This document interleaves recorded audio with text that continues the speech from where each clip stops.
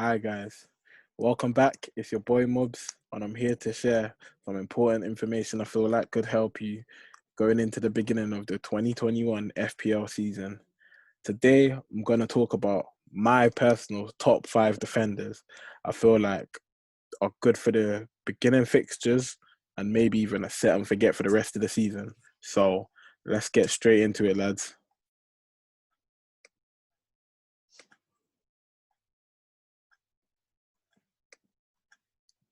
So here we go. As you can see, the rest of my team is blank. Just to give you an example of who I feel like the best defenders are. And I'm just gonna throw out some pointers. Stats might not be correct, but it is what it is, man. Stats don't do everything. All these five, I've watched them with my eyes constantly throughout last season and the past couple seasons.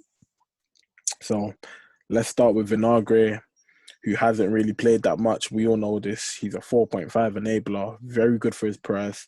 We know Johnny got injured against Olympiacos in the Europa League like a week or 2 weeks ago. So going off our guesstimations, we're going with Vinagre goes into a starting position. We know he's not as attacking as Doherty, but he could potentially fulfill and get Johnny's goals and assists, hopefully. But one drawback for me that I've noticed with Wolves, they're kind of like a 1/2 man team at times.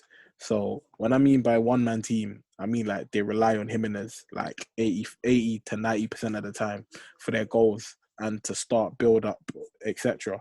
So let's just say Vinagre and Doherty are having a field day against like Fulham or something, and they're bombing down the wings, putting in crosses, putting in balls for Traore, Doherty, or Jimenez, whoever it is, or Podence, whoever it is. I believe that sometimes Jimenez can be a bit lackluster. If he's having an off day, it could pretty much be a wrap. Like you could claim their clean sheet points, but there's pretty much going to be nothing else offered available. I know that Doherty and the fullbacks do offer a lot and they're in the box a lot of the time. They're basically like right forwards. But just going off what I've seen with Wolves, Wolves look a bit tired because of how long they went, how deep they went into the Europa League campaign. And I feel like the rest is more than 30 days, but I feel like Wolves are going to be a bit tired and start off a bit sluggish, where they're not going to get any attacking returns for us. But sorry, um, defensive points, clean sheets may still be on the books.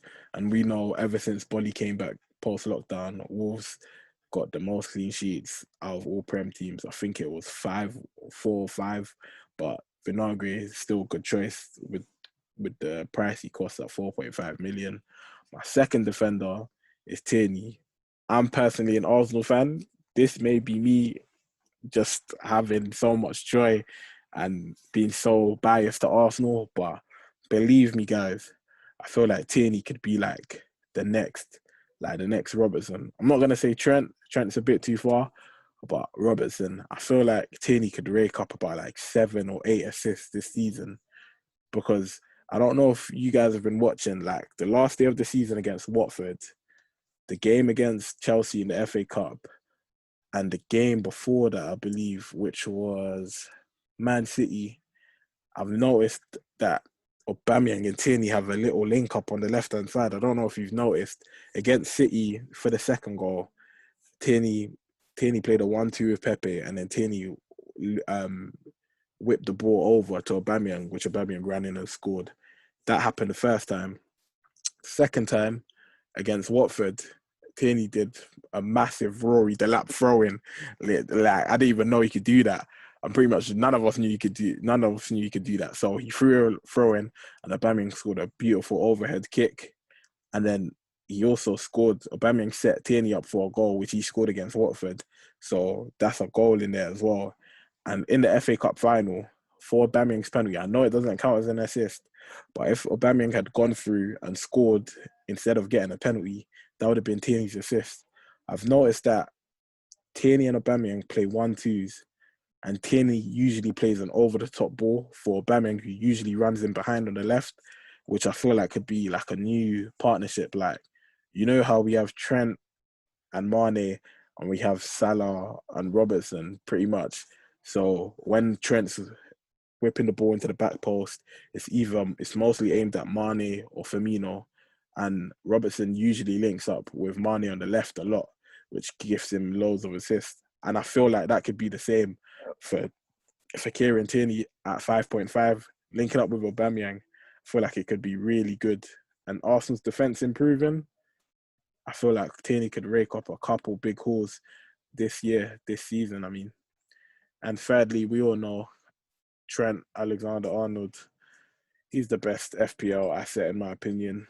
Liverpool keep clean sheets. He's amazing. He's always attacking. His crossing's accurate. He's on set pieces. Everything is just in this guy's favor. We already know how much. I think he racked up like 14 assists last season and 4 goals, which is phenomenal. He's just an amazing asset. We know, and I'm pretty sure this season he's going to score a couple more free kicks. I bet my life on it. I think he's going to score more free kicks. And I think Liverpool are going to keep more than 16 clean sheets than 16 clean sheets. So I reckon Liverpool get a bit more clean sheets. He gets on the goal sheet a bit more.